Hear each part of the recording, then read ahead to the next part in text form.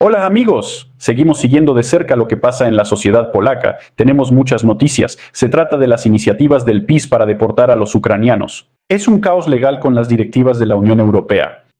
Hablaremos un poco sobre Rumania, sobre Alemania, sobre la protección temporal y las nuevas leyes presidenciales en Polonia que firmó el legendario Karl Nawrocki. Ahora vamos a discutir todo, por favor denle like, suscríbanse al canal y revisen sus campanitas. Amigos, muchísimas gracias a todos los que apoyan el canal. Bueno, vamos al grano. El partido opositor polaco PiS lanzó una excelente iniciativa para deportar del país a los ucranianos en edad de reclutamiento que no trabajan.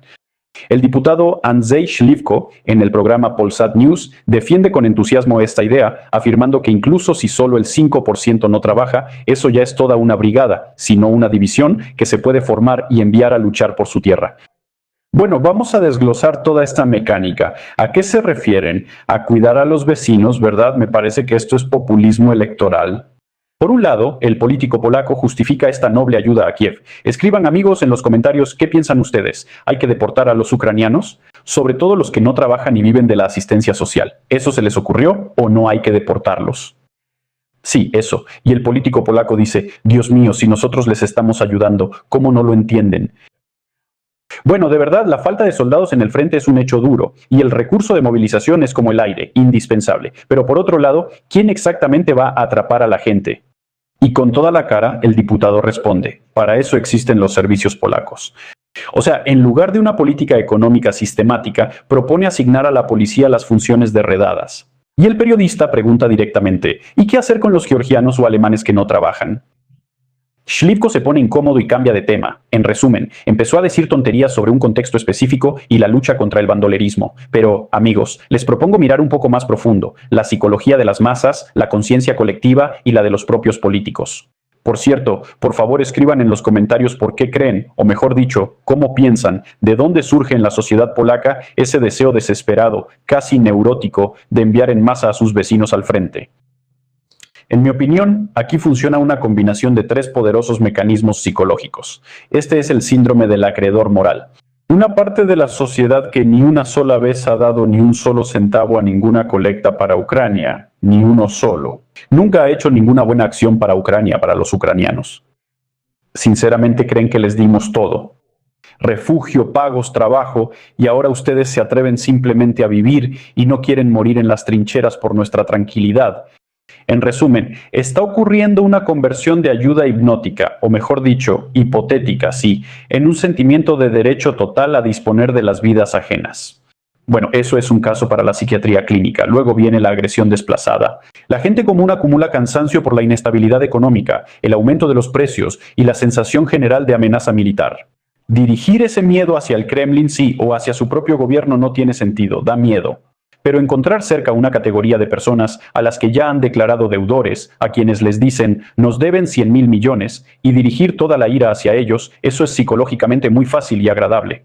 Es decir, es una proyección del propio miedo, porque los políticos o la gente común tienen un miedo terrible de que mañana les toque ir a la guerra, y para ahogar ese miedo pegajoso y animal, la mente se aferra a una ilusión. Ahora que los enviamos a todos sus hombres, cada uno de ellos, estamos seguros de que esto no nos va a afectar. Eso, amigos, es pensamiento mágico puro, envuelto en sobrios trajes de diputado. Sí, y el político asegura que la idea no es antiucraniana, sino pro-polaca. Bueno, veamos la realidad. En el gobierno ya llaman a estos planes, por decirlo suavemente, poco realistas. La gran mayoría de los que llegaron hace tiempo ya trabajan, pagan impuestos y así sucesivamente. En sus intentos de cortejar al electorado conservador, los políticos intentan resolverlo.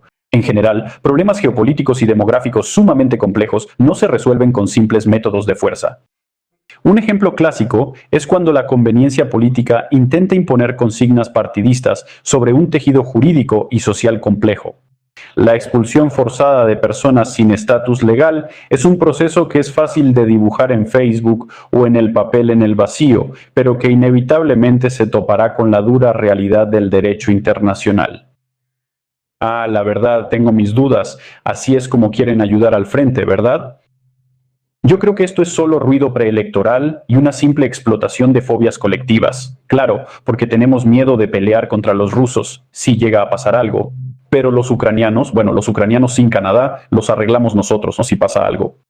Escriban en los comentarios, yo leo todo. A veces sin mucho gusto, pero otras veces sí con gusto. Sí, sí, ¿y qué más tenemos, amigos? Llegaron las noticias, y nos alegran noticias muy interesantes sobre la nueva directiva de la Unión Europea del 5 de agosto.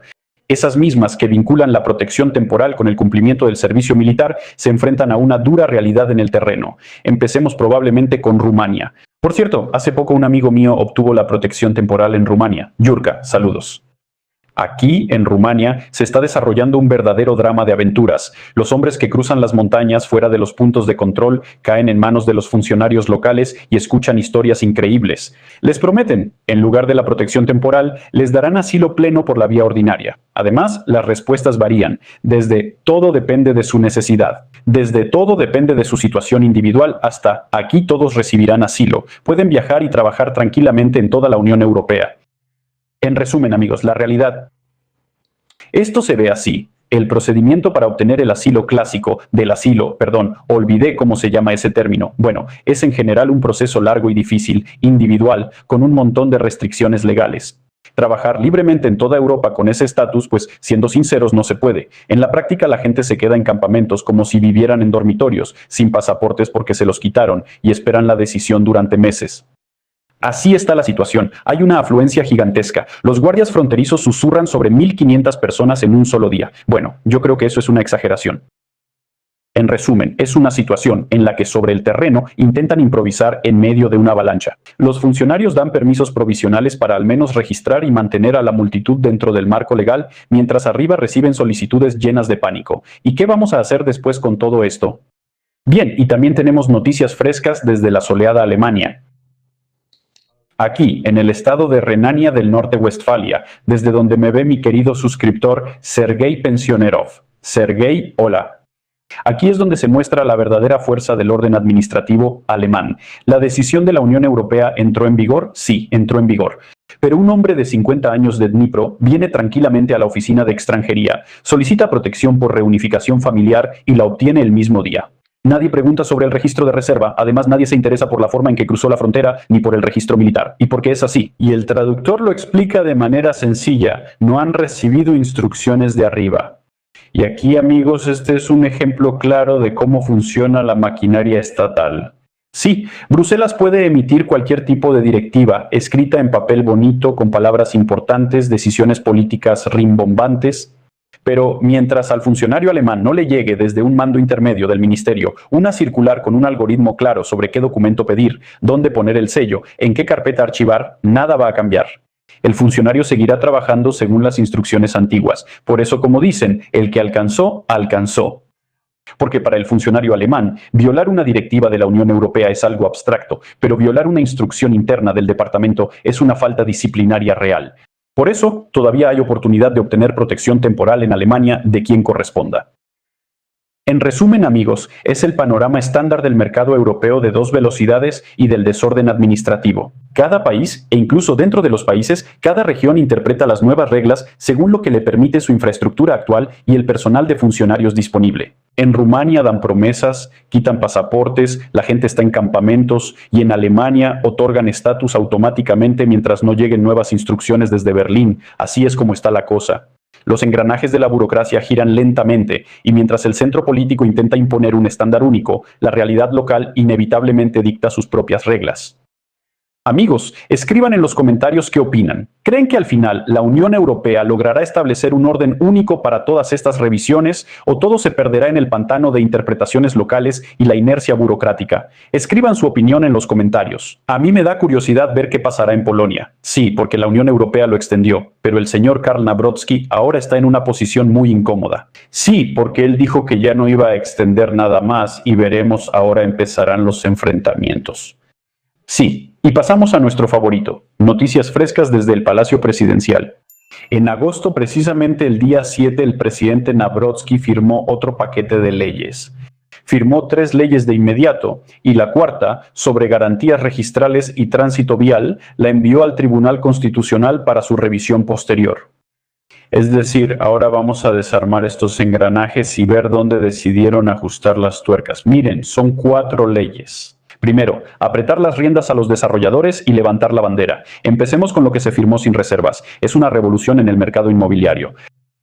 la Ley sobre la protección de los derechos de los compradores de vivienda y el Fondo de Garantía para Desarrolladores. En polaco se llama Deweloperski Fundusz Gwarancyjny. Como pueden ver, suena muy parecido. A los desarrolladores nuevamente se les imponen límites, se amplía la divulgación de información y se refuerza la protección de los anticipos. El intento de cerrar las lagunas legales y proteger el dinero de los ciudadanos de esquemas riesgosos es, por supuesto, una causa noble, pero nosotros lo entendemos. Mientras el mercado depende del auge hipotecario, los funcionarios solo están parchando los huecos en un sistema que ellos mismos crearon y que generó este caos. Por cierto, pronto hablaremos. Se está preparando un video muy interesante en el contexto de la demografía y de las hipotecas. A continuación, la flota marítima bajo su propia bandera, un paquete de beneficios para los armadores. El objetivo es pragmático, devolver los barcos de los paraísos fiscales bajo la bandera polaca y dar un respiro a los puertos y la logística. Luego tenemos los cobros para la KNF, la tercera ley, Comisión de Supervisión Financiera, sí, KFN. Se ordenaron las cuotas de los bancos y aseguradoras para el mantenimiento de esta organización. Es una simple reparación del mecanismo presupuestario. Los supervisores necesitan dinero para vigilar de manera más eficiente a quienes supervisan. Así es, y además tenemos el tradicional giro presidencial. Firmó y se quejó. El cuarto documento, la Ley sobre Garantías Registrales y Tránsito Vial. Nos muestra un ejemplo perfecto de la acrobacia jurídica moderna. El presidente firmó el documento, es decir, entra en vigor, empieza a funcionar, pero de inmediato lo envió al Tribunal Constitucional. Bueno, eso, en principio, no es una novedad. Andrzej Duda, en general, estuvo en sintonía con el gobierno y firmaba todo el tiempo todo. En realidad, creo que solo bloqueó algunas leyes como 4 veces. Entonces, ¿por qué? Surgieron dudas sobre la constitucionalidad del procedimiento de certeza jurídica. Es decir, la ley ya está en vigor, las empresas y los ciudadanos deben vivir bajo ella, pero sobre ella pende una especie de espada de Damocles de una posible anulación futura en el tribunal. Esto crea una atmósfera perfecta de caos legal, donde las reglas del juego parecen existir, pero en cualquier momento pueden convertirse en calabaza. La maquinaria legislativa está trabajando a toda marcha. Aquí aprietan las tuercas a los desarrolladores, allá intentan devolver el capital a los puertos, en otro lado generan paradojas legales, envían leyes recién firmadas a consideración de los jueces, perdón por la redundancia. En resumen, intentan disfrazar las contradicciones sistémicas con montones de nuevas regulaciones, pero la realidad siempre resulta ser más compleja que lo que escribieron en el papel. Veremos si las nuevas prohibiciones sirven contra los desarrolladores o si el mercado vuelve a encontrar una escapatoria. Escriban su opinión en los comentarios. Por cierto, amigos, quiero decirles que sí, tengo un camarada de Bielorrusia que compró un departamento, imagínense, o sea, ya viven ahí, pero oficialmente el edificio aún no ha sido entregado. O sea, en resumen, el desarrollador tiene problemas ahí. Y hay quienes, pero él todavía tuvo suerte, relativamente, porque al menos ya se puede vivir ahí. Y hay algunos desarrolladores que, cuando ya se acerca la fecha de entrega, ya es agosto, y ahí todavía no se ve nada. Nada indica que esa construcción vaya a terminarse pronto. Bueno, en resumen, te puede tocar, te puede tocar. Y quién sabe cómo se va a resolver todo eso. Bueno, espero que entre mis espectadores nadie tenga un departamento nuevo, sí, de esos que cuestan 1.000.000 de zlotys, pero sinceramente les deseo que se ganen la lotería. Bueno, por ahora eso es todo. Cuídense a ustedes y a sus seres queridos. Saludos a la clase trabajadora. Hasta la próxima.